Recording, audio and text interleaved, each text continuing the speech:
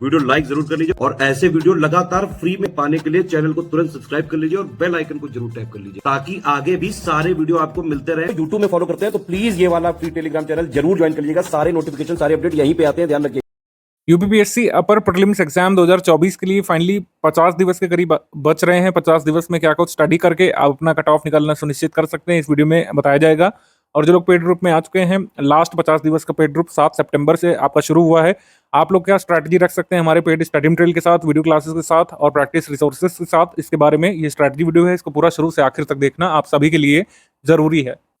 Exam के लिए अंतिम 50 दिवस जब आपके पास बचते हैं तो ज़्यादा कोई ऐसा एग्जाम के लिए अंतिम 50 दिवस जब आपके पास बचते हैं तो ज़्यादा कुछ ऐसा डिस्कस करने के लिए है नहीं। ब्रीफ स्ट्रैटेजी मैं शुरू के 5 मिनट में आपको बता दे रहा हूँ, फिर इन्हीं 5 मिनट में बताई गई स्ट्रैटेजी को आगे डिटेल में समझाया जाएगा। स्ट्रैटेजी एकदम क्लियर है। अगर आप पेड ग्रुप में आ चुके हैं, अंतिम 50 दिवस वाले पेड ग्रुप को जो अगर आपने ज्वाइन किया है, चाहे फुल पेड ग्रुप में आए हों, चाहे नोट्स वाले ग्रुप में आए हों, चाहे किसी भी ग्रुप में आए हों, आपका कुल मिलाकर ये उद्देश्य होना चाहिए कि अंतिम 50 दिवस में प्रीलिम्स ओरिएंटेड स्टडी आप हमारे स्टडी मटेरियल और हमारे प्रैक्टिस रिसोर्सेज के हिसाब से करें। जैसे स्टडी मटेरियल में क्या क्या, स्टडी मटेरियल में जैसे आपने पेजेस वाला ग्रुप ज्वाइन किया होगा, अगर आप फुल स्टडी मटेरियल वाले ग्रुप में आए हैं तो जितना यहाँ पे दिया गया है उसको यहाँ पे स्टडी करना है। कोई बेसिक बुक अब पढ़ने की नीड नहीं है, ना ही काम देगी।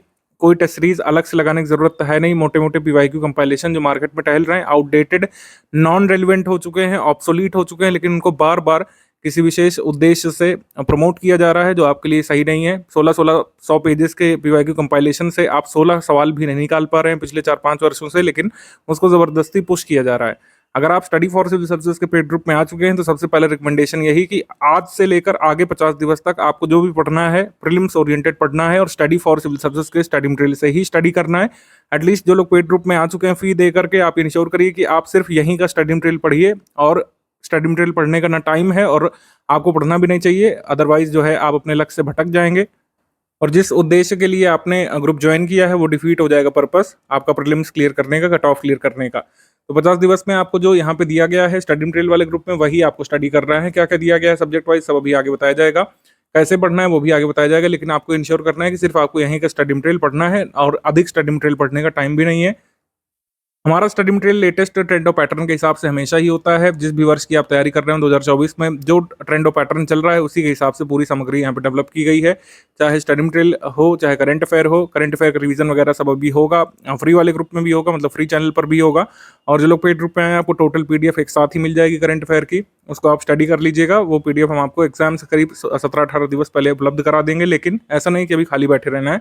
आप क्या करिए, जो मंथली करंट अफेयर ग्रुप में आ चुकी हैं उसका 1 टाइम रिवीजन कर लीजिए। उसके बाद जो टोटल पापा पीडीएफ दी जाएगी करंट अफेयर की, हिंदी माध्यम में, इंग्लिश माध्यम में अलग अलग, उसको एक बार अच्छे से स्टडी कर लीजिएगा। सारे प्रैक्टिस रिसोर्सेज अगर आप फॉलो कर लेंगे तो अभी भी कट ऑफ बिल्कुल क्लियर किया जा सकता है। क्विज ग्रुप जो हमने दिया है उसके सारे प्रश्न यहाँ पे लगाने हैं। क्विज ग्रुप में सर का मैसेज भी आपने देखा होगा, अंतिम 50 दिवस की स्ट्रैटेजी सर ने भी क्लियर की है। तो क्विज ग्रुप के सारे क्वेश्चन आपको लगाने हैं। हम हमेशा इंश्योर करते हैं कि 40 से 45 से 50 सवाल आपको डायरेक्टली पेड ग्रुप से ही मिल जाएं, पेड क्विज ग्रुप से ही मिल जाएं।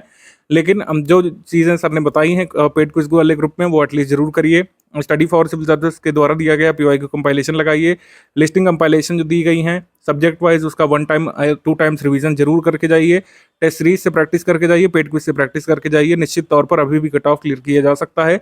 वीडियो क्लासेस की अगर हम बात करें, वीडियो क्लासेस जो है आपके कॉन्सेप्ट क्लैरिटी के लिए और बेटर अंडरस्टैंडिंग के लिए हमने दिया था। 50 दिवस बाकी है, ऐसा नहीं हो सकता कि सारे वीडियो क्लासेस आप देख लें। जहाँ जहाँ पर आप फंसे, अगर आपको लगता है कि हिस्ट्री में ये पर्टिकुलर कॉन्सेप्ट नहीं समझ में आ रहा है तो वहाँ पर जाकर के आप वीडियो क्लास देख सकते हैं। अदरवाइज सारे वीडियो क्लासेस अब मैं नहीं देखना रिकमेंड करूँगा। आप अभी तक जितनी कंसेप्चुअल क्लैरिटी आपको बनानी चाहिए थी वो आप बना चुके होंगे। अब यहाँ पर आपको प्रीलिम्स ओरिएंटेड तैयारी करनी है, क्वेश्चन को हंट डाउन करना है। मतलब इतने नंबर ऑफ सही क्वेश्चन सब आपको चाहिए अंतिम 50 दिवस में कि बस आपका कट ऑफ क्लियर हो जाए। बाद में आप मेंस की स्ट्रैटेजी अलग से बना सकते हैं। तो क्विज ग्रुप के सारे क्वेश्चंस लगाने हैं। टेस्ट सीरीज सारी आपको एक बार जरूर अटेम्प्ट करनी है। टेस्ट सीरीज अटेम्प्ट करने का तरीका ये है, अगर आपको लगे कि ओएमआर से पर्टिकुलर टेस्ट सीरीज वाइज तैयारी नहीं हो सकती, उसको as a study material question देखिए, आंसर देखिए, उसका एक्सप्लेनेशन पढ़िए और आगे बढ़िए। इस तरीके से भी तैयारी कर सकते हैं टाइम शॉर्टेज की कंडीशन में। तो टेस्ट सीरीज हो गई, पेड क्विज के सारे सवाल लगाने हैं। Current affair study for civil services का अभी मंथली वाला 1 टाइम रीड करिए, जो पापा पीडीएफ आ जाएगी उसको 2 टाइम्स रिवाइज कर सकते हैं। मंथली पीडीएफ अभी स्टडी करते रहिए करंट अफेयर की जितनी दी गई है, और बाकी जो पापा पीडीएफ आ जाएगी उससे पढ़िएगा आप।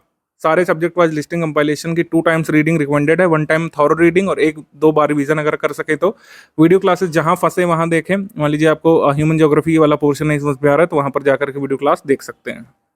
तो वीडियो क्लासेस आपको सारे देखने की ज़रूरत है नहीं, आपके ग्रुप में ज़रूर हम पोस्ट करेंगे और डेली करंट अफेयर वगैरह भी आएगा। अब ये सब चीज़ें आप इग्नोर कर सकते हैं।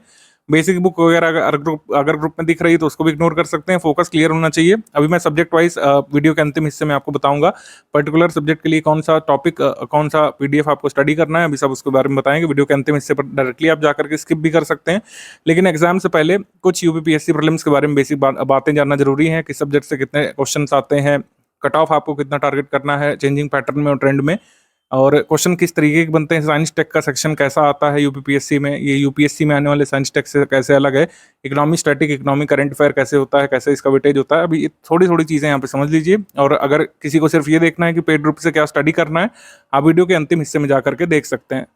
इस सिलेबस पर बहुत ध्यान देने की जरूरत है, क्योंकि जीएस पेपर 1 से ही आपका कट ऑफ क्लियर होगा। जीएस पेपर 1 में जो एक ऑप्टिमम अंक जिसको कट ऑफ बोलते हैं, आप पोस्ट वाइज कैटेगरी वाइज अगर हासिल करेंगे तभी आप मेंस लिख पाएंगे, अदरवाइज फिर अगली बार आइए, ये आयोग का कहना है। तो सिलेबस यहाँ पे देख लेते हैं। हिंदी और इंग्लिश दोनों में अलग अलग हमने लगा दिया है। बाईं तरफ हिंदी है, दाईं तरफ इंग्लिश है। ज़्यादा कुछ पता नहीं चलता। सिंपल बात यह है कि हर बार यही सिलेबस लिख करके दे देते हैं, और हर बार का पेपर अगर आप देखेंगे तो पेपर बदला हुआ देखने को मिलता है। इसीलिए बोलते हैं कि लगातार रीसेंट ट्रेंड और पैटर्न को फॉलो करते रहना चाहिए। जितने भी आयोग पेपर कराता है, जितने भी पेपर कराता है पूरे साल में, सारे पेपर का एनालिसिस हमारी टीम करती है, और उसमें समझने की हम लोग कोशिश करते हैं किस तरीके से एग्जामिनर अपने मूड को बदल रहे हैं, किस तरीके से जो अवधारणाएं हैं वो बदल रही हैं, क्या पूछना चाह रहा है आयोग हमसे, और किस लेवल की तैयारी की एक्सपेक्टेशन है आयोग को हमसे और आयोग की एग्जामिनेशन टीम को। ये हमको उनके पेपर से ही कम्युनिकेट होते हुए पता चलता है, क्योंकि सिलेबस बहुत वेग तरीके से लिखा गया है। सिंपल बात यह है कि भारत और विश्व का भूगोल इसमें लिख दिया है, भारत विश्व का भौतिक, सामाजिक और आर्थिक भूगोल, और इसमें बहुत सारी चीज़ें आ सकती हैं। आप समझ रहे हैं आर्थिक भूगोल का मतलब, आप समझ रहे हैं कि मतलब जितने भी पोर्ट हैं पूरे ग्लोब में, उनमें से कुछ भी पूछा जा सकता है। जितने भी हवाई अड्डे हैं उनके बारे में कुछ आ सकता है। जितनी भी कंट्रीज़ हैं उनकी कैपिटल पूछने को आ सकता है।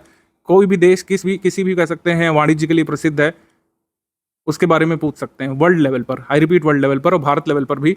पूरे स्टेट जितने भी भारत के हैं वो किस वाणिज्य व्यापार के लिए प्रसिद्ध हैं, किस चीज़ का आयात निर्यात ज़्यादा करते हैं, किस चीज़ का प्रोडक्शन करते हैं, इससे संबंधित एक्सपेक्टेशन आयोग की हो सकती है। अब इसका दायरा कैसे सीमित होगा, दायरा कैसे बनाएंगे कि कितना भारत का भूगोल, कितना भारत का इतिहास हमको स्टडी करना है, इसीलिए होता है पीवाईक्यू एनालिसिस। ठीक है, पीवाईक्यू एनालिसिस। जब हम 3 स्टेज प्रिपरेशन बताते हैं तो आपको पीवाईक्यू एनालिसिस के बारे में कहते हैं, लेकिन अब पीवाईक्यू एनालिसिस आप खुद से नहीं करिए। खुद से करेंगे तो बहुत समय इसी में गवा देंगे। स्टडी फॉर सिविल सर्विसेज की एक्सपर्टीज़ का आप लोग लाभ उठाइए। पूरा सिलेबस लेटेस्ट ट्रेंड और पैटर्न के हिसाब से पीवाईक्यू के अनुसार है। पीवाईक्यू के अनुसार होने का हमेशा ये नहीं मतलब होता है कि जितना पीवाईक्यू में पूछा गया उतना ही दायरा सीमित कर लो और उसी से एक्सपेक्ट करो कि जितना पीवाईक्यू के अराउंड आया था वही अगली बार भी आ जाए। ऐसा नहीं होता है। Study for civil services team PYQ analysis करके अपना स्टडी मटेरियल डेवलप करती है। पीवाईक्यू आधारित जो है कंटेंट दे देना और पीवाईक्यू एनालिसिस करके रीसेंट ट्रेंड और पैटर्न को फॉलो करते हुए कंटेंट बनाना बहुत अलग अलग चीज़ें हैं। या आप हमारे कंटेंट को पढ़ते हुए महसूस करेंगे, या तो एग्जाम में ओएमआर पे सही क्वेश्चन सॉल्व करते हुए महसूस करेंगे कि पीवाईक्यू आधारित स्टडी मटेरियल में और पीवाईक्यू के आधार पर लेटेस्ट ट्रेंड और पैटर्न को फॉलो करते हुए बनाए गए स्टडी मटेरियल में क्या अंतर होता है। भारत का इतिहास भारतीय राष्ट्रीय आंदोलन है कि एक टर्म है, इसमें बहुत सारी चीज़ें पूछी जा सकती हैं। ठीक है, जितने चैप्टर हिस्ट्री बुक्स ने लिखे हैं, हिस्ट्री बुक्स और पब्लिशर्स ने लिखे हैं, उसके अतिरिक्त भी कई सारी चीज़ें हो सकती हैं। इसके लिए आपको रिसेंट ट्रेंड और पैटर्न फॉलो करना पड़ता है कि कहाँ पे क्या चीज़ें चल रही हैं। तो इसीलिए ज़्यादा कुछ इससे पता नहीं चलता है। परिशिष्ट 5 बिल्कुल एक तरीके से ऑब्सोलीट हो रहा है। आयोग के लोग अगर सुन रहे हैं तो चाहें तो इसमें परिवर्तन कर सकते हैं। यूकेपीएससी में क्या होता है, यूकेपीएससी में 14-15 पेज में सिलेबस लिख करके आता है। उसमें बाकायदा स्पेसिफिकली लिख करके देते हैं कि किन किन शासकों के बारे में पूछ रहे हैं। उत्तराखंड का इतिहास है तो किन किन उत्तराखंड के शासकों के बारे में पूछेंगे, किन किन वंश के बारे में पूछेंगे, और अगर अंग्रेजों के बारे में पूछ रहे हैं तो किन किन वाइसरॉय के बारे में, किन किन अधिनियमों की बारीक जानकारी पूछी जा सकती है, ये सब लिख करके आता है। झारखंड पीसीएस का भी सिलेबस आप देखिए डिटेल में लिख करके आता है। यूपीपीएससी इसी तरीके से परिशिष्ट 5 बना देता है और पीवाईक्यू के आधार पर और रिसेंट ट्रेंड और पैटर्न जो इस साल हुए पेपर्स में आपको देखने को मिलता है उसके हिसाब से आपको अंदाज़ा लगाना पड़ता है। कुछ चीज़ें काफ़ी मिसलीडिंग भी हो जाती है, जैसे यहाँ पे लिखा है कि biodiversity and climate change general issues on environmental ecology that do not require subject specialisation. कई बार ये चीज़ गलत साबित होती है।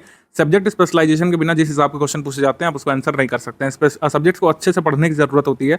एक नॉर्मल ह्यूमन बीइंग, मान लीजिए कोई एमएनसी में काम कर रहा है, आप उससे जाकर के पूछिए कि निश का मतलब क्या होता है इन टर्म्स ऑफ एनवायरमेंट, शायद वो नहीं बता पाएंगे। ठीक है, उनसे आप पूछिए कि कार्बन कैप्चर कैसे होता है, वो शायद नहीं बता पाएंगे। ठीक है, तो मतलब ये मैंने कहने का प्रयास कर रहा हूँ कि ऐसा नहीं कि हर यूपीपीसीएस करने वाला, यूपीपीसीएस की प्रिपरेशन करने वाला बहुत ज्ञानी है, ऐसा नहीं है। मैं ये बस कहना चाह रहा हूँ कि सिलेबस जो है बहुत अच्छी तरीके से आपको तैयार करना पड़ता है, क्योंकि सिलेबस का दायरा बहुत बढ़ जाता है जब सिलेबस इस तरीके से एक पैराग्राफ में लिख करके आता है। कुछ चीज़ें जैसे हैं, जैसे इकोनॉमिक सोशल डेवलपमेंट में सस्टेनेबल डेवलपमेंट लिख दिया, तो सस्टेनेबल डेवलपमेंट और पॉवर्टी इंक्लूजन से हर बार क्वेश्चन आपको एग्जाम में देखने को मिल रहे हैं। सस्टेनेबल डेवलपमेंट में बेसिक भी आता है, बेसिक या फिर स्टैटिक भी आता है, यानी कि अवधारणाएं बन चुकी हैं। सस्टेनेबल डेवलपमेंट गोल्स का जो बैकग्राउंड है या फिर जो डेफिनेशंस बन चुकी हैं पहले की, उसके बारे में भी पूछा जाता है। और जो रीसेंट डेवलपमेंट होता है, रीसेंट डेवलपमेंट यानी कि रिपोर्ट्स जो आती हैं, चाहे वर्ल्ड लेवल पर हो चाहे नीति आयोग की रिपोर्ट हो, क्योंकि सस्टेनेबल डेवलपमेंट संबंधी रिसर्च नीति आयोग का रहता है। तो नीति आयोग का जो रिपोर्ट है उसके बारे में भी, और जो वर्ल्ड लेवल पर जो ऑर्गेनाइजेशन जिम्मेदार हैं सस्टेनेबल डेवलपमेंट के बारे में अद्यतन जानकारी देने के लिए, उनकी रिपोर्ट्स के बारे में भी आपको पता होना चाहिए। तो स्टैटिक करंट दोनों साथ लेकर के चलना होता है, और कई बार डायनामिक पैटर्न आ जाता है कि स्टैटिक और करंट दोनों को मिला करके एक प्रश्न बनाए जाने लग रहा है। तो स्टडी फॉर सिविल सर्विस कुल मिलाकर मैं आपको ये कम्युनिकेट करना चाह रहा हूँ कि जो चीज़ यहाँ पर ज़रूरी है, स्टैटिक हो, डायनेमिक हो, बेसिक हो, टफ लेवल का हो, इजी लेवल का हो, बैकग्राउंड आपको जितना चाहिए किसी भी टॉपिक के बारे में वो हमारे स्टडी मटेरियल में होता है। इसीलिए मैंने पहले ही बोला था कि स्टडी मटेरियल हमारा आपके लिए सिलेक्शन मटेरियल साबित हो सकता है, अगर आप अच्छे से उसको स्टडी करें, अच्छे से यूटिलाइज करें। सिलेबस वेग है, मैं इसीलिए बोलता हूँ। जैसे यहाँ पर सोशल सेक्टर इनिशिएटिव्स लिखे हुए हैं, तो सोशल सेक्टर इनिशिएटिव्स में क्या होता है, गवर्नमेंट स्कीम जैसे आती हैं, हर बार गवर्नमेंट स्कीम से क्वेश्चन आते हैं। तो गवर्नमेंट स्कीम आयोग लिखता नहीं है कि गवर्नमेंट स्कीम हम पूछेंगे, वो सोशल सेक्टर इनिशिएटिव लिख देता है। तो उसमें आपको इसमें पता करना होता है पीवाईक्यू एनालिसिस करके कि इसमें गवर्नमेंट स्कीम पूछी जाएंगी या गवर्नमेंट स्कीम पूछी जाती है। गवर्नमेंट स्कीम में भी फैक्चुअल जानकारी ज़्यादा पूछी जाती है, कौन सी स्कीम कब आई थी या फिर किससे संबंधित है, ये सब चीज़ें पूछी जाने लगती हैं। तो इस तरीके से syllabus analysis study for civil service team ने आपके लिए करके रखा है, और इस सिलेबस के हिसाब से लेटेस्ट जो पेपर हो रहे हैं उसको देखते हुए, रिसेंट ट्रेंड जो चल रहा है क्वेश्चन पूछे जाने का, एग्जामिनेशन या एग्जामिनेशन टीम जो भी है आयोग के अंदर, उनका क्या एक्सपेक्टेशन है, उसके हिसाब से हमने पूरा स्टडी मटेरियल डेवलप किया और अपने प्रैक्टिस रिसोर्सेज को भी इस हिसाब से डेवलप किया है। इसका एक उदाहरण भी मैं आपको दे रहा हूँ, क्योंकि उदाहरण से चीज़ें अच्छी तरीके से स्पष्ट हो जाती हैं। पहले होता था, यूपीपीसीएस को भी एग्जाम लेता था, उसमें हमेशा से असर्शन रीजन के क्वेश्चन आते रहे हैं। पहले बहुत कम आते थे, आजकल ज़्यादा आने लग रहे हैं, लेकिन कभी भी करंट अफेयर में ज़्यादा असर्शन रीजन नहीं पूछा जाता था, नहीं आता था। लेकिन अब आने लग रहा है, आने की उम्मीद भी बन रही है। तो करंट अफेयर में भी आप देखेंगे, करंट अफेयर में हम जनरली असर्शन रीजन वाले सवाल नहीं बना करके देते थे, लेकिन असर्शन रीजन इतना ज़्यादा महत्वपूर्ण हो चुका है कि वो सारे सब्जेक्ट में आ सकता है। हिस्ट्री में आ सकता है, ज्योग्राफी में आ सकता है, आता रहा है, इकोनॉमी में आता रहा है, लेकिन अब करंट अफेयर में भी असर्शन रीजन के सवाल आ सकते हैं। तो हमने करंट अफेयर में आपको बना करके दिया था लेटेस्ट मंथ के करंट अफेयर में। भारत के लिए चाबहार बंदरगाह या शहीद बेहेश्ती टर्मिनल जो बंदरगाह है, पाकिस्तान के ग्वादर बंदरगाह और चीन की बेल्ट एंड रोड पहल के खिलाफ एक जवाबी संतुलन प्रदान कर सकता है। और इसका रीज़न है, चाबहार बंदरगाह भारत को अफगानिस्तान और मध्य एशिया देशों से जोड़ने का महत्वपूर्ण मार्ग जो है प्रदान कर सकता है, या फिर महत्वपूर्ण मार्ग रूप में उपयोगी सिद्ध हो सकता है। तो इसका आंसर क्या होगा? इसका आंसर होगा ए और आर दोनों सही, और आर ए की सही व्याख्या भी करता है। ठीक है, हम हमेशा उम्मीद करते हैं चाबहार में ये पूछेंगे कि कहाँ पर है, जो है किस प्रोविंस में है चाबहार बंदरगाह, जो है ये ईरान के किस प्रोविंस में। ये सब क्वेश्चन 10 ईयर के लिए जो समझौता हुआ है वहाँ की मैरीटाइम एजेंसी, भारत की मैरीटाइम एजेंसी के बीच, ये सब। लेकिन अब आजकल जियोपॉलिटिक्स से भी क्वेश्चन आ सकते हैं, और जो कॉन्सेप्ट है, जो एनालिसिस है, उस पर आधारित भी सवाल बना सकते हैं। और एनालिटिकल सवाल बनाने का बहुत अच्छा एक अप्रोच होता है सर्सन रीजन वाले क्वेश्चन बनाना। हमारा स्टडी मटेरियल हमेशा बाइलिंगुअल होता है, तो जो भी क्वेश्चन होगा या फिर जो भी स्टडी मटेरियल होगा वो दोनों ही भाषाओं में तैयार किया जाता है। और ये क्वेश्चन भी अंग्रेजी में भी बनाया गया था। ये आपको लेटेस्ट मंथ का करंट अफेयर मिलेगा, और आगे भी इस सीरीज में हमारी पेड क्विज में भी इस तरह के क्वेश्चंस की बहुतायत अब देखने को मिलेगी। ये होता है लेटेस्ट ट्रेंड पैटर्न के हिसाब से तैयारी करना। कट ऑफ मार्क हमको कितना चाहिए, जीएस पेपर 1 में कितना कट ऑफ सोच करके चलें कि हमको उतना नंबर मिल जाए कि हमारा जीएस पेपर 1 क्लियर हो जाए और हमको मेंस लिखने को मिले। तो कट ऑफ कितना चाहिए? कट ऑफ आने तक भी कई बार लोगों को नहीं समझ में आता है, आंसर की आने के बाद नहीं पता चलता, एग्जाम देने के बाद नहीं पता चलता है। तैयारी के दौरान कितना रखें, इस पर बात कर लेते हैं, क्योंकि काफ़ी सारी चीज़ें रिलेटिव होती हैं। अदर चीज़ों के कंपैरिजन में आपको सोचना पड़ता है। जैसे एग्जाम हॉल के दिन जो पेपर आपके सामने होगा उसके हिसाब से आपको वहाँ पर डिसाइड करना है, उसी समय तत्काल निर्णय आपको करना पड़ेगा कि कितने अटेम्प्ट करना है आपको एमआर पर, वो अलग विषय है। तैयारी के दौरान कट ऑफ कितना आपको टारगेट करना है, क्योंकि एक ऑप्टिमम अंक तो हमेशा दिमाग में होना चाहिए कि हमको कितना चाहिए। तो यहाँ पर यूआर का कट ऑफ जो प्रीवियस ईयर में रहा है उसके हिसाब से बात करेंगे। यूआर का इसलिए ये मैं ले रहा हूँ क्योंकि यूआर का हाईएस्ट रहता है, और इसी हिसाब से आपको अपना ओरिएंट करना है स्टडी को, क्योंकि अलग अलग कैटेगरीज में अलग अलग कम आपके हिसाब से आपको मिल जाएगा। आप उतना एडजस्टमेंट कर लीजिए अपने हिसाब से। मैं पूरी कट ऑफ लिस्ट एनालिसिस करूंगा तो कन्फ्यूजन भी होगी। तो यूआर का कट ऑफ यानी हाईएस्ट कट ऑफ किसी पोस्ट के लिए जो रहा है 2018 से अभी तक, उसके एनालिसिस के आधार पर यहाँ पर हम समझने की कोशिश करते हैं कि कितना टारगेट आपको तैयारी के दौरान रखना है।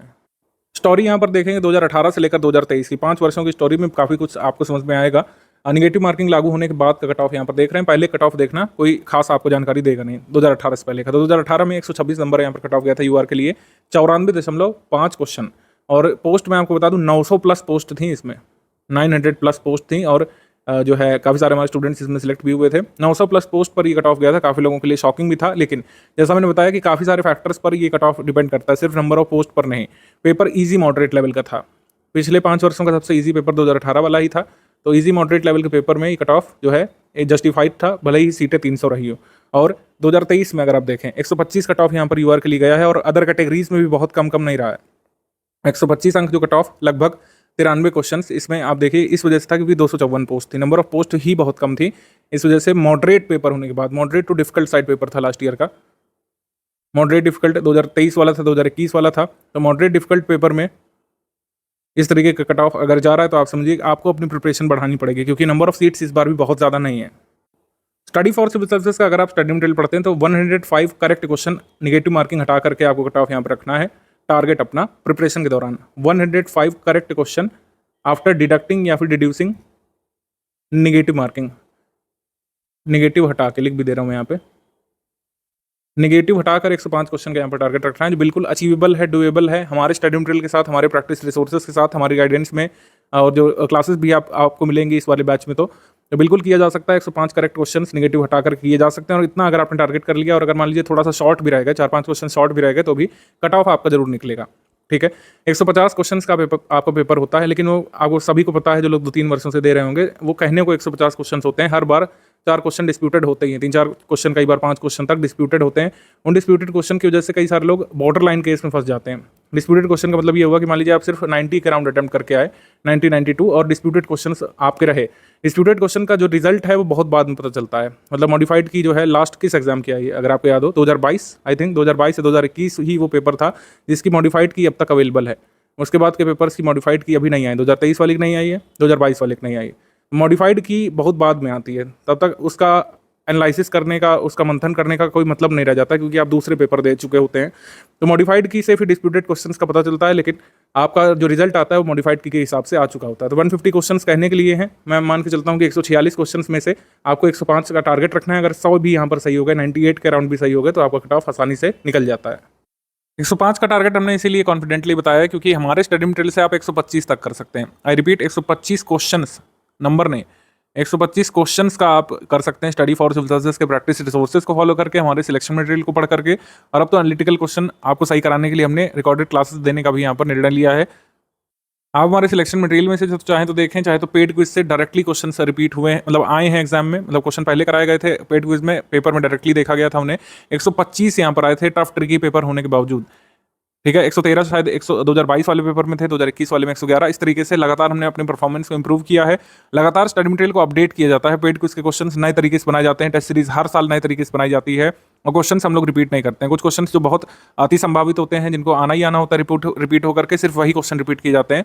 हमारा स्टडी मटेरियल हर बार अपडेट होता है। मान लीजिए लिस्टिंग PDF है, ठीक है, ज्योग्राफी की लिस्टिंग है, उसमें हमने 2022 में मान लीजिए 22 टॉपिक कवर किए हैं, तो 2023 में हम 28 करते हैं, 2024 वाले में करीब जो है 35 टॉपिक करेंगे, क्योंकि हर बार हमारी रिसर्च होती है, कुछ ना कुछ चीज़ें बढ़ती हैं, नए एरियाज़ पर आयोग फोकस कर रहा है, और इसी हिसाब से पेपर टफ आ रहा है। अगर सिर्फ PYQ पूछे जाते, PYQ को घुमा फिरा के पूछा जाता, तो पेपर कभी टफ या ट्रिकी नहीं बन सकता है आजकल के डिजिटल दौर में, क्योंकि सबके पास सब कुछ अवेलेबल है। ठीक है, तो इसी वजह से आयोग जिस तरीके से बदल रहा है, इनोवेशन कर रहा है क्वेश्चंस में, जो टॉपिक मौजूद हैं इंडियन ज्योग्राफी, वर्ल्ड ज्योग्राफी, उन्हीं में से नए नए तरीके से जो क्वेश्चन बन रहे हैं, करंट अफेयर के नवीन तरीके से प्रश्न बन रहे हैं, उसी को हम समाहित करते हैं अपने स्टडी मटेरियल में।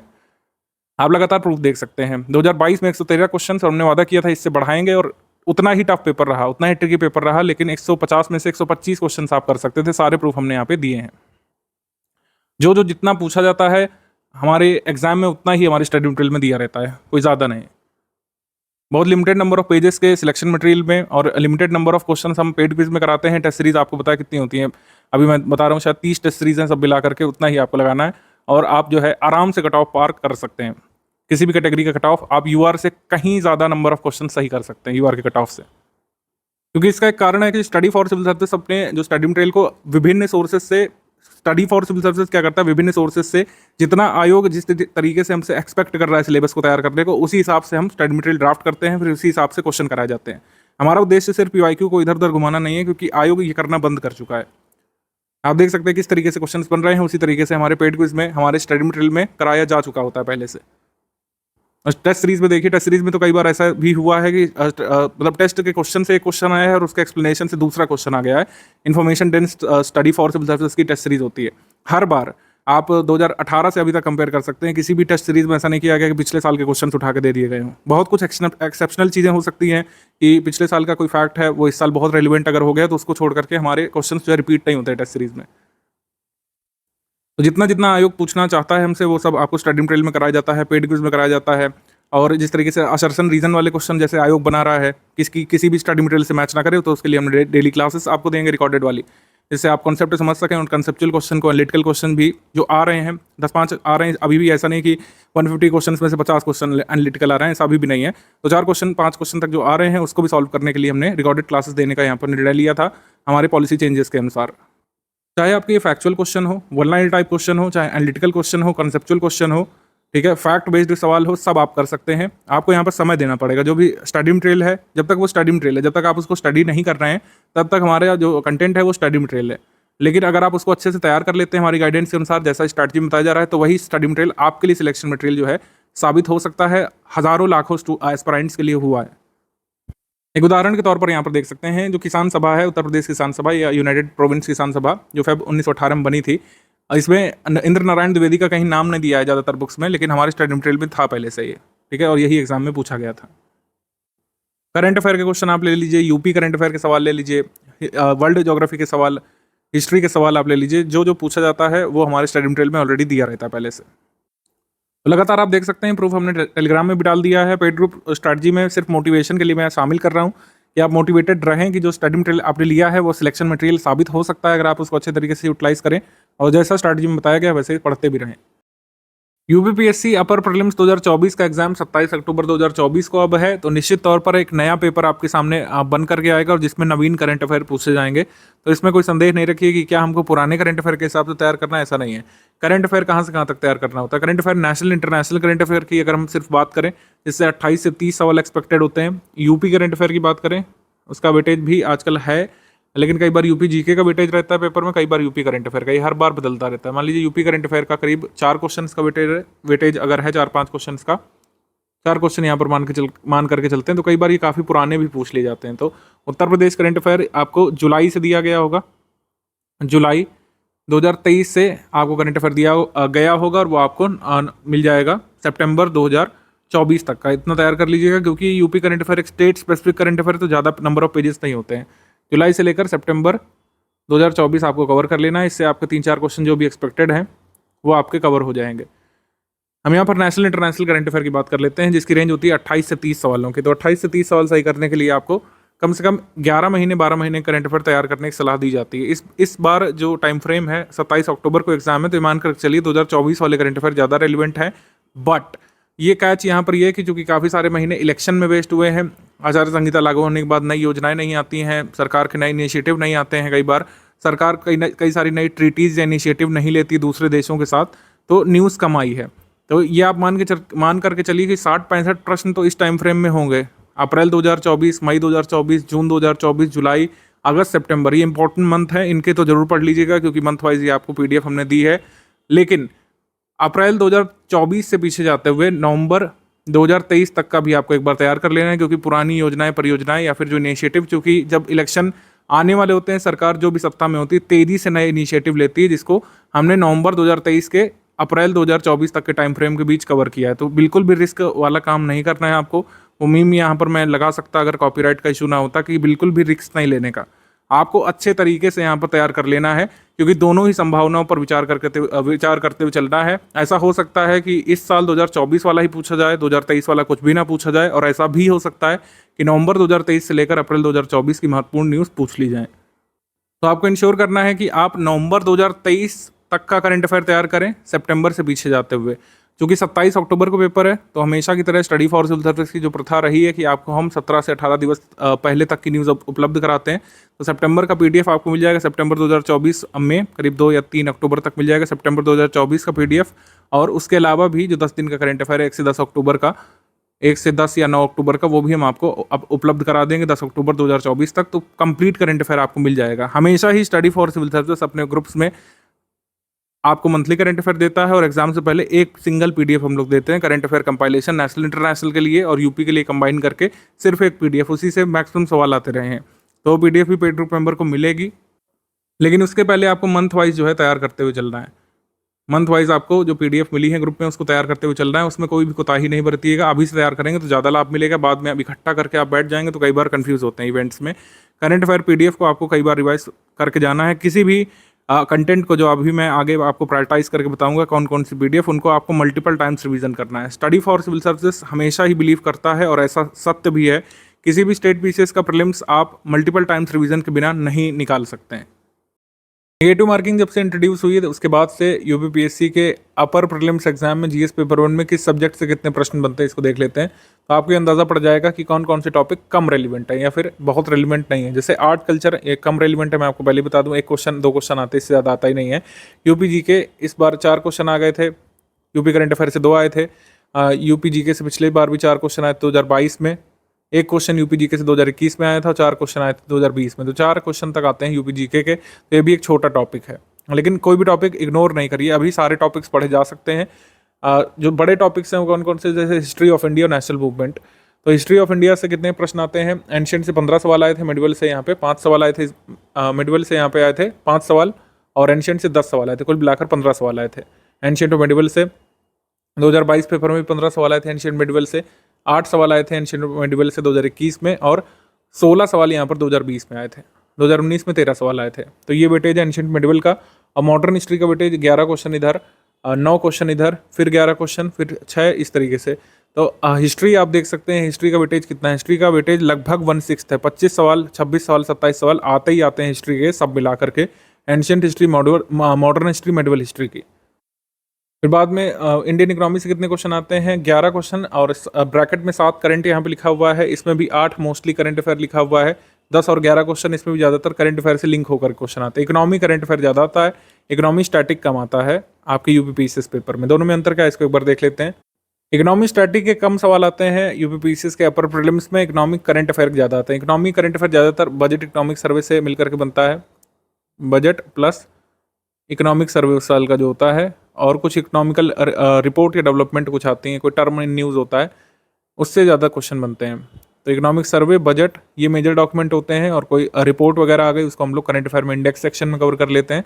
तो बजट इकोनॉमिक सर्वे से क्वेश्चन आते हैं इकोनॉमिक करंट अफेयर के। उत्तर प्रदेश पीसीएस के अपर प्रीलिम्स एग्जाम में जीएस पेपर 1 में इकोनॉमी स्टैटिक कम आता है। इकोनॉमी स्टैटिक में आता क्या है? ज़्यादातर जो एनसीईआरटी क्लास 9th है उसमें पॉवर्टी का जो कॉन्सेप्ट है उससे क्वेश्चन आ जाते हैं कई बार। पॉवर्टी कितने प्रकार की होती है, भारत में पॉवर्टी की अवधारणा क्या है, पॉवर्टी लाइन पर जो कमिटीज़ अभी तक बन चुकी हैं उसके संबंध में चीज़ें पूछ लेते हैं। पॉवर्टी लाइन संबंधी डेवलपमेंट जो हुआ है पास्ट में, विभिन्न सरकारों ने जो कमिटीज़ बनाई हैं या फिर जो अवधारणाएं विकसित की गई हैं उसके बारे में। जैसे क्वेश्चन आया था 2019 या 20 पीसीएस का क्वेश्चन है कि पॉवर्टी एस्टिमेशन का जो मेथड है भारत में वो कौन सा है? हेड काउंट रेशियो है, कैलोरी इनटेक है, हाउस होल्ड कंजम्पशन एक्सपेंडिचर है, पर कैपिटा इनकम नहीं है। पर कैपिटा इनकम भारत में कभी भी जो है नहीं रहा है पॉवर्टी एस्टिमेशन का कोई मेथड, क्योंकि पर कैपिटा इनकम अभी तक भारत में कैलकुलेट नहीं की गई है एब्सोल्यूट टर्म्स में, ठीक है। तो पर कैपिटा इनकम से कभी भारत में पॉवर्टी एस्टिमेशन नहीं हुआ है, तो ये चीज़ ध्यान रखनी है। तो जो कॉन्सेप्ट अभी भी मतलब अभी डेवलप हो चुके हैं उनके बारे में चीज़ पूछी जाती है उसको हम लोग इकोनॉमी स्टैटिक बोल देते हैं। जैसे इन्फ्लेशन की जो अवधारणा है, या फिर जो कमिटीज़ बन चुकी हैं पहले, या फिर जो इनिशिएटिव सरकार ले चुकी है पहले, वो सब आ जाएगा इकोनॉमी स्टैटिक में। जैसे what is replacement level fertility, ये स्टैटिक में आ जाएगा, ठीक है। जबकि इकोनॉमी करंट अफेयर में क्या आएगा कि इस समय फर्टिलिटी रेट कितनी है भारत की, ये आ जाएगा इकोनॉमी करंट अफेयर में। तो ये उदाहरण मैंने आपको दिया। जैसे बजट इकोनॉमिक सर्वे से अगर आप देखें, बजट इकोनॉमिक सर्वे से क्वेश्चन 2021-22 बजट का आया था, तो क्या इस साल जो पेपर होगा 27 अक्टूबर को, क्या उसमें बजट 2021-22 आएगा? कतई नहीं। इस साल जो बजट आएगा 2024-25 का, उससे सवाल आएंगे। बजट में कोई नई स्कीम अनाउंस कर दी गई, इकोनॉमी में कोई नई टर्मिनोलॉजी इंट्रोड्यूस कर दी गई, कोई नया टारगेट सरकार ने अनाउंस कर दिया, या फिर इंडियन इकोनॉमी का जो कह सकते हैं इस समय कैसा फेसेट है उसके बारे में कोई डिटेल दे दी गई, चर्चा कर दी गई। इंडियन इकोनॉमी का इस समय स्कोप क्या है उसके बारे में अगर क्वेश्चन आते हैं तो वो होगा इकोनॉमी करंट अफेयर, ठीक है। जबकि ये सब चीज़ें इकोनॉमी स्टैटिक की हैं। इन्फ्लेशन की अवधारणा, महंगाई की अवधारणा, WPI, CPI, ठीक है, कंज्यूमर बास्केट, इन सब चीज़ों के बारे में अगर आप करेंगे तो ये इकोनॉमी स्टैटिक में आएगा, क्योंकि ये डेफिनेशंस ऑलरेडी बन चुकी हैं। स्टैटिक, इकोनॉमी स्टैटिक के लिए इकोनॉमी कंपाइलेशन जो हमने दी है, अभी मैं सब्जेक्ट वाइज आपको बताने जा रहा हूँ कि सब्जेक्ट के लिए क्या क्या है, तो उसमें आपको कवर हो जाएगा। इकोनॉमी स्टैटिक के लिए जो कि कम प्रश्न आते हैं उसके लिए इकोनॉमी कंपाइलेशन काफ़ी है।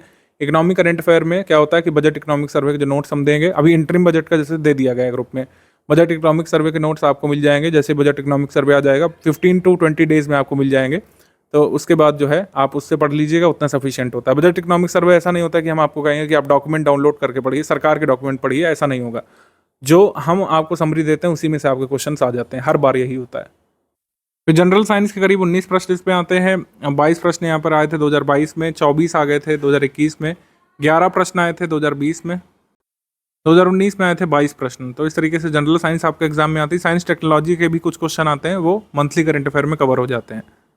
जनरल साइंस और साइंस टेक्नोलॉजी में अंतर जैसे समझ लीजिए, जितनी भी लेटेस्ट इमर्जिंग टेक्नोलॉजीज होती है या फिर भारत सरकार के कोई मिशन होते हैं, इसरो के कोई मिशन होते हैं, या इमर्जिंग कोई टर्म है या फिर कोई डेवलपमेंट है, जैसे कार्बन कैप्चर अभी काफ़ी चर्चा में है। कार्बन कैप्चर, इसके लिए एक प्लांट भी लगाया गया है, कहाँ पे, आइसलैंड में। तो ये पूछ सकते हैं कार्बन कैप्चर टेक्नोलॉजी कैसे है। जैसे जब नेट जीरो की अवधारणा आई थी तो नेट जीरो के बारे में पूछा गया था 2022 वाले में कि नेट जीरो की अवधारणा क्या है, ये कैसे काम करता है, नेट जीरो का टारगेट क्या है। और जैसे चंद्रयान 2 के बारे में जो लॉन्चिंग व्हीकल यूज़ हुआ था उसके बारे में पूछा है। चंद्रयान 3 का लॉन्च व्हीकल जैसे LV-M3-M4 है, LV-M3-M4 जो लॉन्च व्हीकल है, इसके बारे में आ सकता है। तो ये साइंस टेक्नोलॉजी हो गई। कार्बन फाइबर जैसे अभी काफ़ी चर्चा में है, कार्बन फाइबर जो स्टील से भी ज़्यादा मजबूत है और बहुत हल्का भी है, प्लास्टिक से भी ज़्यादा हल्का, स्टील से ज़्यादा मजबूत है, कार्बन फाइबर इस समय चर्चा में है। और जो AI आजकल काफ़ी चर्चा में है। तो ये सारी चीज़ें क्या है, ये सारी चीज़ें जो है इमर्जिंग टेक्नोलॉजीज़ हैं, तो ये साइंस टेक में आएगा। और जो सारी चीज़ें हम अपनी NCERT बुक्स में पढ़ते हुए आए हैं, या जो पुरानी तकनीक है, जो स्पेक्ट्रम है, स्पेक्ट्रम ऑफ लाइट है, जो हमारे शरीर की बॉडी की वर्किंग है, वो सारी चीज़ें जो आ जाती हैं ये जनरल साइंस में आ जाती हैं। जैसे गोल्डन राइस जो है किस में रिच होता है, बीटा कैरोटीन में, ये जो है स्टैटिक वाला सवाल हो गया, या जनरल साइंस वाला सवाल हो गया। कौन सा मेटल जो है ऑयल में स्टोर करके नहीं रखा जाता है, तो मैग्नीशियम को रखने की ज़रूरत नहीं पड़ती है। जैसे हमारे पसीने के बारे में पूछा है कि पसीना जो है ये ह्यूमिड क्लाइमेट में जल्दी सूखता है, तो ये गलत है, पसीना ह्यूमिड क्लाइमेट में देर से सूखता है। और जो है sweat evaporates faster in humid climate, तो ये दोनों ही कथन यहाँ पे रॉन्ग हो गए। तो इस तरीके से जो है हमारी बॉडी की वर्किंग संबंधी जो चीज़ें पूछी जाती हैं, जो जितने भी मटेरियल हम अपने अराउंड देखते हैं। फ्रीऑन किस में काम आता है, रेफ्रिजरेशन में। आइडोफॉर्म एंटीसेप्टिक है। ट्राई नाइट्रोग्लिसरीन विस्फोटक है, TNT। और टेफ्लॉन क्या है, टेफ्लॉन जो है एक क्या है, पॉलीमर है, थर्मोप्लास्टिक पॉलीमर है। तो इस तरीके से हमारे अवधारणाओं पर आधारित क्वेश्चन साइंस जनरल साइंस के होते हैं। जनरल साइंस के क्वेश्चन ज़्यादा आते हैं, साइंस टेक्नोलॉजी के कम आते हैं। साइंस टेक्नोलॉजी किस में कवर्ड है, मंथली करंट अफेयर में ऑलरेडी कवर्ड है। इंडियन पॉलिटी के 22 प्रश्न आते हैं इसमें। 16 प्रश्न आए थे 2022 में, 26 प्रश्न आ गए थे 2021 में, 20 प्रश्न 2020 में और 20 आए थे 2019 में। तो इतने पॉलिटी के क्वेश्चन होते हैं। इंडियन ज्योग्राफी वर्ल्ड ज्योग्राफी कुल 21 सवाल आए थे। इंडियन ज्योग्राफी वर्ल्ड ज्योग्राफी से 18 आए थे 2022 में, 16 आए थे 2021 में, 16 2020 में और 2019 में 18 क्वेश्चन आए थे।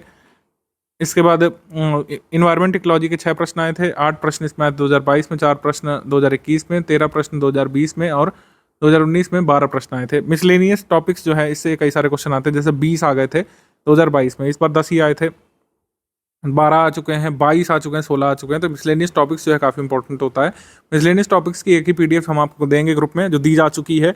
इसके जो अपडेट्स होंगे ये आपको एग्जाम से पहले मिलेंगे। मिसलेनियस टॉपिक्स में क्या होता है, जब ग्रुप खुलता है तो आपको PDF दे देते हैं, लेकिन कुछ अपडेट होते हैं। जैसे इंटरनेशनल ऑर्गेनाइजेशन है, इसमें कोई हेड चेंज हो जाता है, कभी हेडक्वार्टर बदल जाता है, कभी कोई नेशन किसी इंटरनेशनल ऑर्गेनाइजेशन को छोड़ देता है, कभी कोई नेशन ज्वाइन कर लेता है। जैसे ISA को अभी किसने ज्वाइन किया, इंटरनेशनल सोलर लाइन्स को भी स्पेन ने ज्वाइन किया है, ठीक है। 99वां सदस्य शायद बनाया अभी हाल में करंट अफेयर में। तो ये सब अपडेट जो है आपको मिलेंगे बाद में, एग्जाम से 25 दिवस पहले, करीब यानी 2 अक्टूबर तक आपको मिसलेनियस के अपडेट्स मिल जाएंगे। अभी तक का जितना भी अपडेटेड है मिसलेनियस वो आपको हमने दे दिया है। अब देखिए सब्जेक्ट वाइज स्ट्रैटेजी, ये 3 स्टेज स्ट्रैटेजी के हिसाब से लिखी है कि पहले आप जो है समरी पढ़िए, फिर कंपाइलेशन लिस्टिंग पढ़िए, फिर समरी कंपाइलेशन लिस्टिंग। कभी बेसिक बुक के भी लिए भी लिखा है किसी किसी में, लेकिन अब इतना टाइम नहीं है। तो प्रायोरिटाइज क्या करना है स्टडी मटेरियल को, ये अब मैं आपको बताने जा रहा हूँ। तो किस स्टडी मटेरियल को प्रायोरिटी पर रखना है, ये यहाँ पे अब ध्यान से यहाँ पे सुनते समझते हुए चलिए। जो लोग हमारे फुल पेड ग्रुप में, उनको डाउट क्लियरेंस का सपोर्ट मिलता है डेली बेसिस पर। आप कभी भी कोई भी डाउट पूछ सकते हैं, कोई भी आपका फैक्ट में डाउट है, कंसेप्ट में डाउट है, तो आप पूछ सकते हैं। कई बार आप खुद कंफ्यूज हो जाते हैं गूगल वगैरह करके। जैसे यहाँ पे मैंने एक चीज़ लिख भी दी है PDF में, हमारी टीम ने लिखा है कि आपको R&D में नहीं पढ़ना है। ये बड़ा स्पष्ट तरीके से हमने लिख दिया है। कई बार आप लोग गूगल करना समझ नहीं पाते हैं और कई बार अपना भी टाइम वेस्ट करते हैं, हमारी टीम का भी कई बार कर देते हैं। आप गूगल फर्स्ट रिजल्ट देखते हैं, आपको पता चलता है कि वो गलत है बाद में जा करके, ठीक है। तो study for civil services team ये नहीं क्लेम कर रही है कि हमारा जो अपडेटेड डेटा है वो गूगल की टक्कर का है या फिर कोई भी एप्लीकेशन से अधिक अपडेटेड है, ऐसा नहीं है। लेकिन हमारा प्रयास रहता है कि हमेशा लेटेस्ट इन्फॉर्मेशन अपडेटेड दी जाए। एरर करेक्शन के नाम पर कोई मिसप्रिंट हो सकता है, ठीक है, कोई जो है ग्रामेटिकल एरर हो सकती है, उसको जो है अपडेट करने के लिए हमने पेड क्विज ग्रुप में मैसेज देते हैं। कोई एरर आ गई, मान लीजिए कोई क्लरिकल एरर आ गई, मतलब मार्क करना था कोई सही ऑप्शन, वो दूसरा ऑप्शन मार्क हो गया, ठीक है, मतलब कोड सही है, एक्सप्लेनेशन में कोई दूसरा एक्सप्लेनेशन गिवन है, या फिर कभी कुछ फॉर्मेटिंग एरर आ गई, बस ऐसे ही एरर होती हैं। बाकी फैक्चुअल कोई एरर होती नहीं है और कभी भी नहीं रही है। अगर कोई एरर होती भी है तो उसको एग्जाम से बहुत दिन पहले आपको अपडेट कर दिया जाता है। तो मैं आपको हमेशा बोलता हूँ, हमारी टीम भी हमेशा रिकमेंड करती है कि जो दिया गया है उसको आप स्टडी करने पर फोकस करिए, और खासकर जो ये क्रैश कोर्स में आते हैं आपको टोटली हमारी PDF पर रिलाई करना चाहिए। इधर उधर की एक आध स्पेलिंग मिस्टेक जो कि ऑलरेडी हम करेक्ट कर देते हैं, उसको छोड़ करके कोई एरर आपको नहीं मिलेगी कि आप हर चीज़ चेक कर रहे हैं। अगर आप हर चीज़ चेक करने बैठेंगे तो पूरा स्टडी मटेरियल तैयार नहीं कर पाएंगे। जैसे मैं एक उदाहरण आपको देता हूँ, जैसे लेटेस्ट टाइगर रिजर्व के बारे में अभी एक क्वेरी ग्रुप में आई थी। किसी महोदय ने, हमारे प्रिय सदस्य ने देखा होगा गूगल पर, उन्हें किसी पॉपुलर कोचिंग की वेबसाइट ने कोई टाइगर रिजर्व दिखाया होगा कि 54वां है कि 55वां है, और उसमें वो महोदय कंफ्यूज हो गए थे, बार बार सवाल कर रहे थे ग्रुप में। तो मैंने एक वीडियो बनाया था उनके मतलब उनके डाउट को सॉल्व करने के लिए। वीडियो मैं अभी आगे के हिस्से में इसमें लगा दे रहा हूँ, आप इसको खुद सुनिए और समझिए किस तरीके से आपको डेटा देखना होता है। और कई बार गूगल रिजल्ट जो है मिसलीडिंग होता है, गूगल फर्स्ट रिजल्ट, और ऑफिशियल सोर्सेज का क्या होते हैं उसी हिसाब से आपको स्टडी मटेरियल हमारी टीम देती है। अब आपको हर लाइन पे हम आपको अगर एक्सप्लेनेशन देने लगे कि हमने इस सोर्स से लिया है, हमने इस ऑफिशियल सोर्स से लिखा है, तो ये बहुत टाइम कंज्यूमिंग जॉब है और इसका आपको काम नहीं है। आपको एग्जाम में नहीं पूछा जाएगा OMR भरते समय कि पीछे OMR पे लिखिए कि कहाँ से आपने पढ़ा, ऐसा कुछ नहीं होता है। तो study for civil services team latest updated source जो हैं, जो सोर्सेस आयोग मानता रहा है पहले, आयोग जिन सोर्सेज को मानता है उन सोर्सेज को लेकर के हम स्टडी मटेरियल अपना डेवलप करते हैं, और हमेशा इंश्योर करते हैं कि सरकारी वेबसाइटों से सरकारी सोर्स जो है, जो आयोग बाध्य है उन सोर्सेज को मानने के लिए, उन सोर्सेज से हम स्टडी मटेरियल अपना डेवलप करते हैं। तो लेटेस्ट टाइगर रिजर्व के बारे में जो कन्फ्यूजन है ये आप भी क्लियर कर लीजिए यहाँ पर, और इसको समझ लीजिए किस तरीके से ऑफिशियल डेटा देखते हैं। भारत का 53वां, 54वां और 55वां टाइगर रिजर्व कौन सा है, इसको लेकर कंफ्यूजन है। 53वें को लेकर तो नहीं है, 54वें 55वें को लेकर बहुत कंफ्यूजन है। दुर्गावती टाइगर रिजर्व जो अभी नोटिफाई हुआ है मध्य प्रदेश का, और राजस्थान का धौलपुर करौली, इसमें 54वां कौन है, 55वां कौन है, बहुत कंफ्यूजन है इसमें। तो मैं यहाँ पर आपको बता दूं कि भारत का अंतिम टाइगर रिजर्व जो फाइनली नोटिफाई हो चुका है वो है दुर्गावती टाइगर रिजर्व। वीरांगना दुर्गावती टाइगर रिजर्व पूरा नाम है इसका, ये मध्य प्रदेश में है, ठीक है। ये भारत का 54वां पूर्णतः नोटिफाइड टाइगर रिजर्व है। 55वां अभी बना नहीं है भारत का, क्योंकि टाइगर रिजर्व नोटिफाई होने के कुछ स्टेप्स होते हैं, उसके सारे स्टेप धौलपुर करौली के अभी पूरे नहीं हुए हैं, ध्यान रखिएगा। NTCA अपनी वेबसाइट पे लिखता है कि टाइगर रिजर्व नोटिफाई होने की प्रक्रिया क्या है, प्रोसेस क्या है। सबसे पहले क्या होता है, प्रपोजल जो है ये स्टेट लाता है, प्रपोजल स्टेट ऑब्टेन करता है। इन प्रिंसिपल अप्रूवल जो है कम्युनिकेट किया जाता है NTCA की तरफ से, पूरे प्रपोजल को अच्छे से स्क्रूटनाइज करके।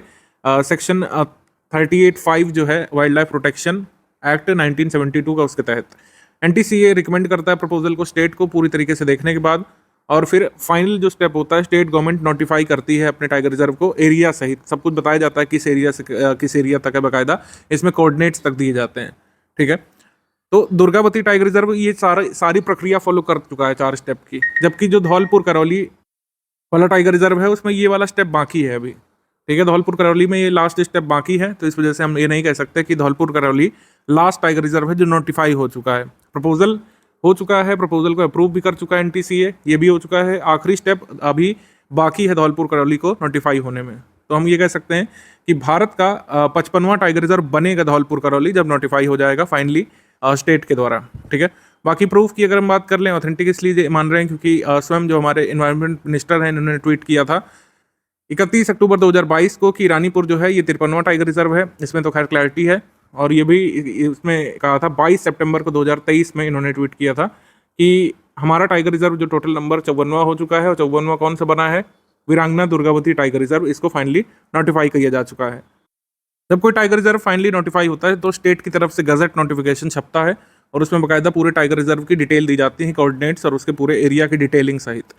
तो ये वीरांगना दुर्गावती की छप चुकी है, धौलपुर करौली की बाकी है। तो इस वजह से हम कह सकते हैं कि वीरांगना दुर्गावती टाइगर रिजर्व हमारा जो है ये 54वां टाइगर रिजर्व है।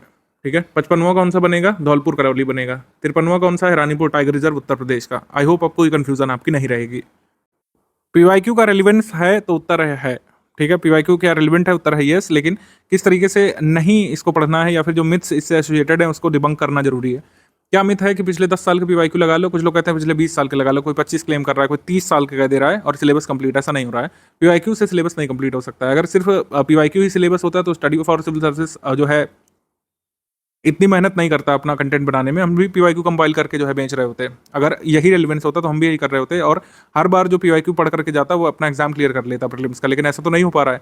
पीवाईक्यू के सोल्यूशन एक्सप्लेनेशन कर लो, सिलेबस कंप्लीट, ऐसा कुछ नहीं। आप सिलेबस आपको होलिस्टिकली कवर करना पड़ता है। होलिस्टिकली का मतलब है कि जितने भी आयाम उसके हो सकते हैं, 360 डिग्री जितना भी आयाम बन सकता है और हर बार नए आयाम बनते हैं। कुछ लोग कहते हैं हिस्ट्री क्या बार बार अपडेट होती नहीं, हिस्ट्री अपडेट नहीं होती है। हिस्ट्री में कई सारी नई चीज़ें निकल करके आती हैं। जितने भी आपने कालखंड पढ़ा हिस्ट्री में, कई बार ऐसा इवेंट आयोग पूछेगा कि आपको लगेगा कि अरे ये कब हुआ था, तो हमने कभी पढ़ा ही नहीं। तो इसी वजह से हर चीज़ डेवलपमेंट में है। अगर हिस्ट्री भी है, मान लीजिए ज्योग्राफी भी है, कोई फैक्ट जो है बन गया, कोई डेफिनेशन बन गई, कोई कॉन्सेप्ट दे दिया गया, उसमें भी डेवलपमेंट होते हैं। इसीलिए हमारा कंटेंट हर बार अपडेट होकर के आपको मिलता है और नई चीज़ें जुड़ती हैं और उस नई चीज़ों से क्वेश्चन भी एग्जाम में पूछे जाने लग रहे हैं।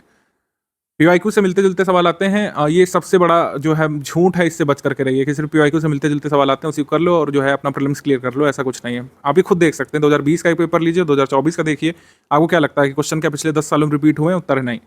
पीवाईक्यू बहुत ज़्यादा रिपीट होते हैं, अब तो ये बिल्कुल भी मिथ है। पीवाईक्यू रिपीट होते हैं 1 या 2 क्वेश्चन, 150 में 1 या 2 क्वेश्चन का एडवांटेज आपको मिलेगा और ये तब भी मिल जाता है अगर आप ओवरऑल स्टडी मटेरियल पढ़ते हैं, तब भी आपको उतने क्वेश्चन मिल जाते हैं। तो अलग से इतनी मोटी मोटी किताबें पढ़ने का कोई मतलब नहीं है। पीवाईक्यू क्यों पढ़ना चाहिए, अब इसको समझ लेते हैं कि सिलेबस को समझने में मदद मिलती है।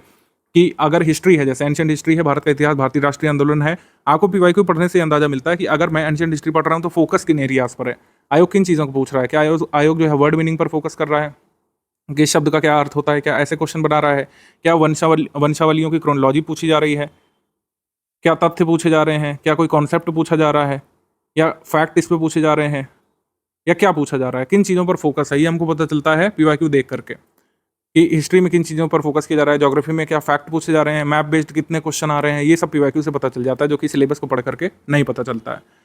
पीवाईक्यू से हमें ज्ञात होता है कि किस विषय से कितनी हद तक प्रश्न बन सकता है। ठीक है, और यह भी पता चलता है किस विषय से कितने प्रश्न बन रहे हैं, किस विषय से कितने प्रश्न बनते हैं, उसका एक चार्ट अभी हम आगे डिस्कस करने जा रहे हैं। इस टॉपिक से किस हद तक कितनी गहराई तक प्रश्न बन सकता है, ये हमको देखने को मिलता है कि क्या किस हद तक आयोग जा सकता है। चोल वंश में किस हद तक हमसे क्वेश्चन पूछ सकता है, क्या उनकी प्रथाओं के बारे में पूछेगा या सिर्फ चोल एडमिनिस्ट्रेशन से मतलब रखेगा, चोल अधिकारियों के बारे में पूछेगा, चोल काल में जो राजस्व व्यवस्था थी उसके बारे में पूछेगा, सामाजिक व्यवस्था थी उसके बारे में पूछेगा, कि क्या पूछेगा। इससे हमको पीवाईक्यू से काफ़ी अंदाजा इसका मिल जाता है। लेकिन ऐसा नहीं है कि चोल वंश से अभी तक जितने पीवाईक्यू आए सिर्फ उसको पढ़ लो तो आप चोल डायनेस्टी से आगे पूछे जाने वाला क्वेश्चन सही कर लेंगे, तो ऐसा नहीं होगा। यूपीएससी की 2024 की पेड क्विज आप यहाँ पर देख सकते हैं, आप इसमें जुड़ चुके होंगे। फर्स्ट क्वेश्चन का लिंक यहाँ से प्राप्त कर सकते हैं। अभी सर ने एक वॉइस मैसेज इसमें डाला है आज, उसको जरूर सुन के रखिएगा, काफ़ी ज़रूरी बातें उसमें बताई गई हैं। ये वाला मैसेज आप जरूर सुन लीजिएगा एक बार टाइम निकाल के, 23 मिनट्स का है। इसमें सर ने अपना गुरु मंत्र दिया है, लास्ट 50 डेज में आपको क्या करना चाहिए। अभी लास्ट 30 डेज जब बचे होंगे तो एक और यहाँ पे मैसेज दिया जाएगा, और जब 10 डेज बचे होंगे, जब 15 दिवस बचे होंगे, तो ये आपको मैसेज आगे मिलते रहेंगे। फर्स्ट क्वेश्चन का लिंक यहाँ पे गिवन है, ये फर्स्ट क्वेश्चन में जा सकते हैं आप। ये आ गया फर्स्ट क्वेश्चन। फर्स्ट क्वेश्चन 19 जून 2023 को अपलोड किया गया था। आप करंट अफेयर के उस समय क्वेश्चन चाहे तो छोड़ सकते हैं। अब करंट अफेयर जिस टाइम ड्यूरेशन में हमने बताया उसी टाइम ड्यूरेशन में आपको स्टडी करना है, यानी कि नवंबर 2023 से पहले करंट अफेयर अब जरूरी नहीं रहेगा। लेकिन जीएस के सारे क्वेश्चन जो इस ग्रुप में आए हैं वो आपको करने चाहिए।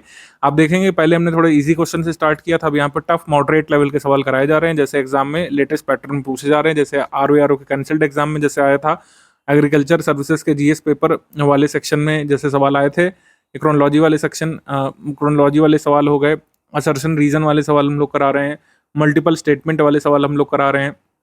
अब टफ लेवल के सवालों के लिए आपको तैयार किया जा रहा है। निम्नलिखित में से उम्दतुल निस्वा की उपाधि किसे दी गई थी। कुछ ऐसे तथ्य जो मिलते नहीं आपको जनरली, वैसे सवाल हम लोग करा रहे हैं। कालानुक्रमिक क्रम में लगाना है, ठीक है। ये सवाल जो है हमारे लिस्टिंग कंपाइलेशन में से पूछे गए हैं ये सवाल, तो आप एक तरीके से अपने को टेस्ट भी कर सकते हैं कितना आप तैयार कर चुके हैं। जजिया कर के संबंध में गलत कथन का चयन करना है।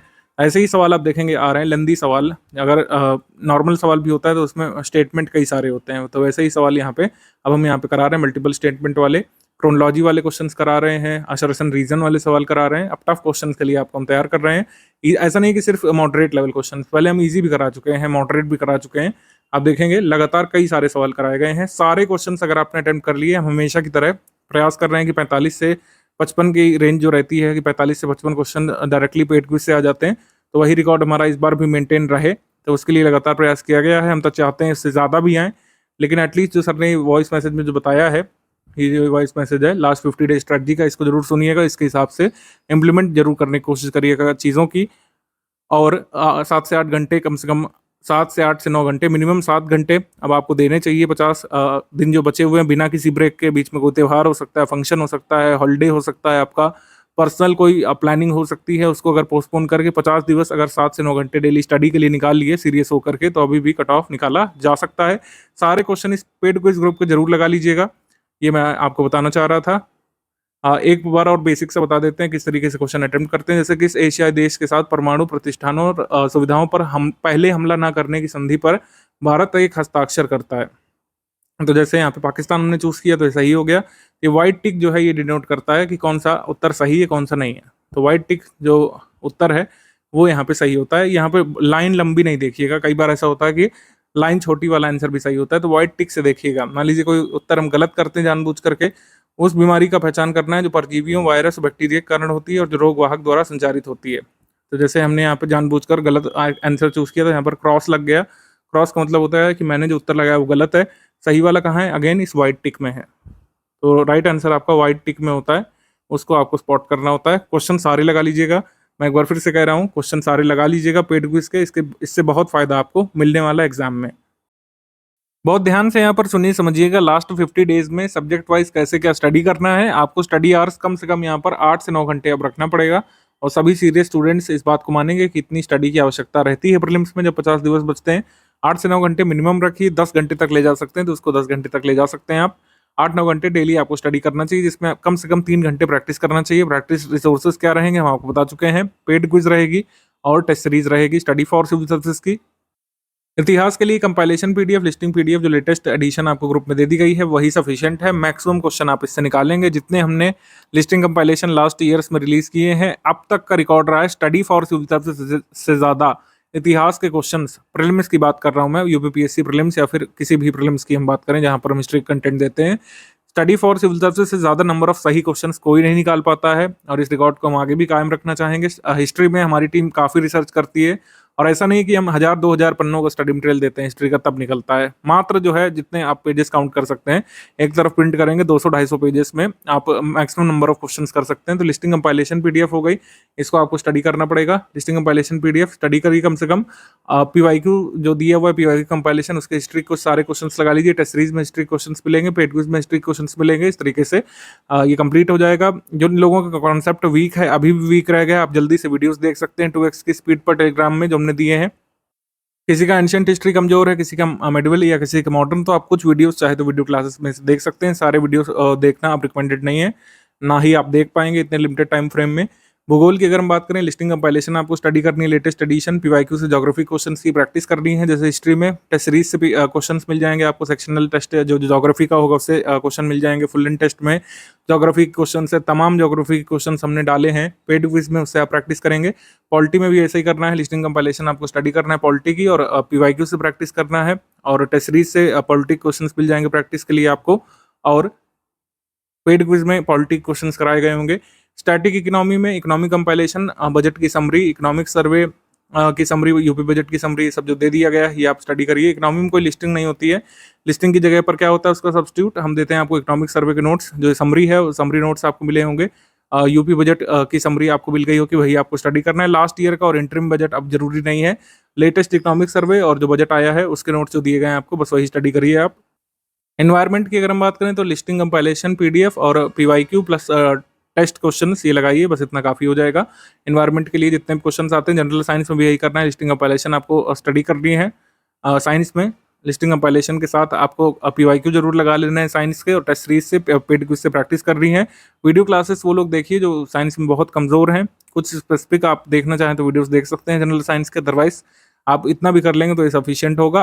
8 से 9 घंटे की स्टडी में इतना बिल्कुल किया जा सकता है डेली बेसिस पर।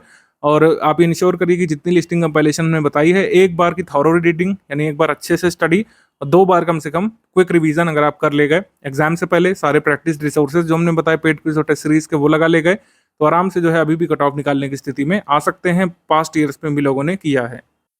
अब बच रही करंट अफेयर की बात। करंट अफेयर हमने कहा कि मंथली पीडीएफ आपको स्टडी करना है। नवंबर 2023 से लेकर 5 अक्टूबर 2023 तक 2024 तक का करंट अफेयर तैयार करना है आपको। तो नवंबर 2023 से लेकर 5 अक्टूबर का करंट अफेयर कैसे तैयार होगा?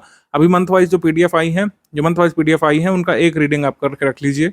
बिल्कुल किया जा सकता है। मंथ वाइज पीडीएफ का 1 रीडिंग करके रख लीजिए। उसके बाद क्या होगा, हम करीब आपको 5 अक्टूबर या 6 अक्टूबर की नाइट तक, 6 अक्टूबर तक की नाइट तक पॉसिबली हम आपको पीडीएफ उपलब्ध करा देंगे। पापा पीडीएफ जो हम लोग हमेशा रिलीज करते हैं अपने पेड ग्रुप्स में, वो आपको इसमें मिल जाएगी। पापा पीडीएफ में क्या होगा, सारे सेक्शन वाइज रिवीजन एक साथ होंगे और जितने भी एमसीक्यू हमने पूरे साल भर के स्टडी किए हैं उसको 1 लाइनर फॉर्मेट में करके, शॉर्ट फॉर्मेट में करके आपको दिया जाता है, जिससे आप अगर उसकी 2 रीडिंग कर लेंगे और अगर एक बार क्विक रिवीजन अगर कर लेगा एग्जाम से पहले, तो जितने भी 35 से 38 क्वेश्चंस आते हैं, कभी 35, कभी 32, कभी 38, सारे के सारे क्वेश्चंस, आई रिपीट, सारे के सारे क्वेश्चंस कर सकते हैं। 95 से 99% एक्यूरेसी रही है स्टडी फॉर सिविल सर्विसेज के पापा पीडीएफ की पिछले 4 वर्षों से, तो वही एक्यूरेसी हम मेंटेन करने का प्रयास कर रहे हैं। करंट अफेयर आपका इस तरीके से तैयार होगा।